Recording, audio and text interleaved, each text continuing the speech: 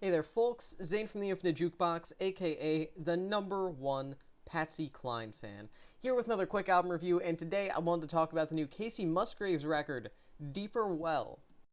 Kacey Musgraves' overall relationship with country music has been kind of odd over the years. It's kind of fluctuated over time, shall we say. 2013's Same Trailer, Different Park is a phenomenal record. It's one of the best slices of pop country that entire decade offers, and if you haven't listened to it and that sounds like something that appeals to you, I'm begging you to go listen to it, or at least follow your arrow. It's a fantastic record. And 2015's Pageant Material proved to be a pretty strong follow-up as well. Then we got 2018's Golden Hour, which proved to be her most successful album to date, but also her least country-sounding album up to that point, as she went in a dreamier direction for a number of the songs there, a more pop-oriented direction for a number of the songs.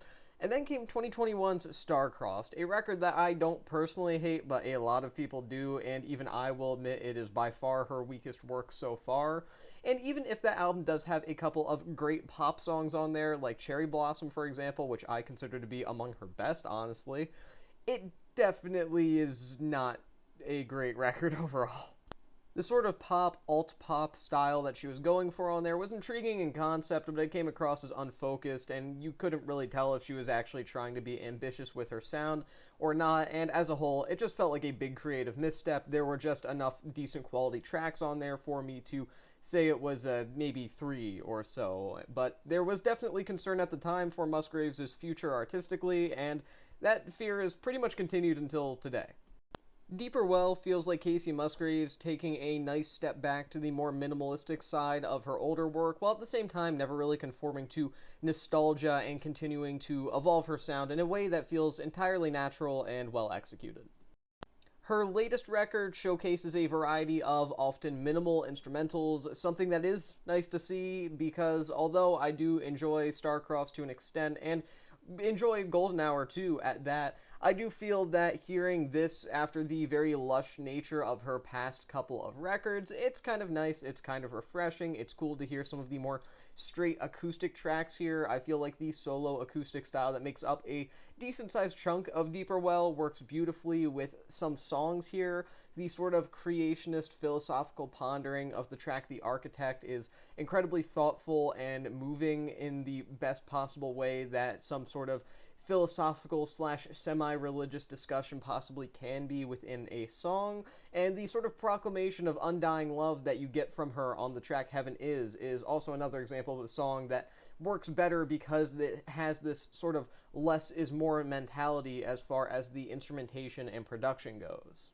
The more fleshed out instrumentals for cuts like Lonely Millionaire, as well as the melancholic and beautiful album opener Cardinal, allow for the more pop-oriented sound that Musgraves is now mostly known for to shine through again, and I think that those tracks are honestly some of the best songs of that kind that we've ever gotten from her. I think that it's some of the best pop-oriented, straight pop, no country-oriented material that we've gotten from Kacey Musgraves. As odd as that is to sound, the record that may potentially end up being significantly less successful than her most popular pop album, Golden Hour, features a lot of material on here that I would say absolutely eclipses that album.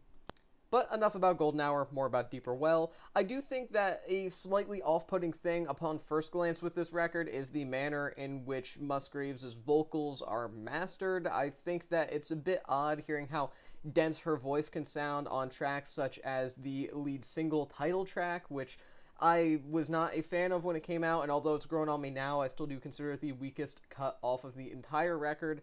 And it can be a touch off-putting at first, I will say, but I think that the more that you stick with the album, the more it grows on you, or at the very least, that's what happened with me. Like I said, there's a certain weight given to her vocals here that definitely feels a bit odd upon first listen, to say the least, but I feel like they actually become more essential with each listen. I think that the prominence of the vocals in the mix here are actually pretty well done overall, even if it can feel a bit jarring at first. And I think that there are some moments that this is actually utilized creatively, the sort of density of her vocals and in turn the layering of her vocals, in moments like some of the final harmonies towards the end of the track Sway that ultimately utilize this particular quality of the production in a really clever way that definitely adds some subtle but very nice moments throughout the record. What especially stands out on Deeper Well, however, is Kacey's songwriting. I mean, she's always been a pretty personable and very honest singer-songwriter type throughout the course of her career. I don't think anybody would argue with that. But I think in particular, Deeper Well manages to strike a nice balance between the lighthearted, life-loving nature of some of her bigger tracks, some of her more easily accessible and lighthearted tracks like Follow Your Arrow, and some of the more serious and almost introspective tracks and records that she's put out over time, like the previously mentioned Golden Hour. Too Good to Be True, a phenomenal song off this record, sees Musgraves ask a lover to not make her regret opening up to them, and it's done so in a very honest, very vulnerable way, almost like you're kind of listening in on a conversation between her and the individual that she's talking to.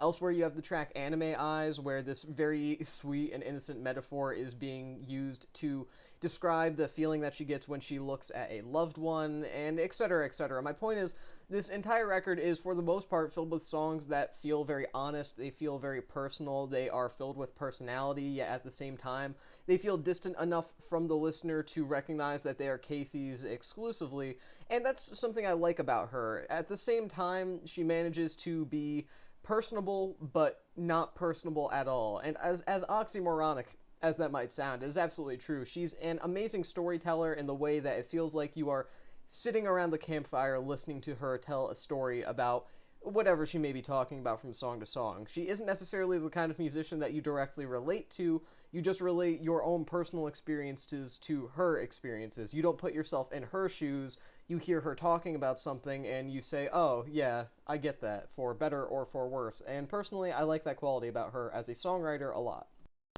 Deeper Well may not be the pure country-ification of Kacey's more recent sounds that she's been experimenting with over the course of the past 5 or 6 years or so, and it certainly isn't the return to country roots that I think some people out there definitely want and are looking for from her, but at the same time, I think that this record is filled with some of her most stirring work to date. Her vocals sound great on here once you get accustomed to the production choices on them. Her songwriting is amazing here. A lot of the instrumentals are fantastic and have a great deal of variety throughout the track list, ensuring that there is never any moment where the album becomes stagnant in any way. And I think that this is probably the best record that she's put out in many years, to be totally honest. Maybe even the best album that she's put out since Pageant Material. And I think it's a nice return to form from the somewhat underwhelming Star-Crossed. Again, an album that I'll defend, but at the same time will admit is weak in comparison to all of her other material up to this point. This is good to see. It's back where she belongs, so to speak. I'm going to give this record 4 stars out of 5. With that being said, that is the end of this quick album review. I've been Zane from the Infinite Jukebox. Thank you for watching, and I'll see you in the next one.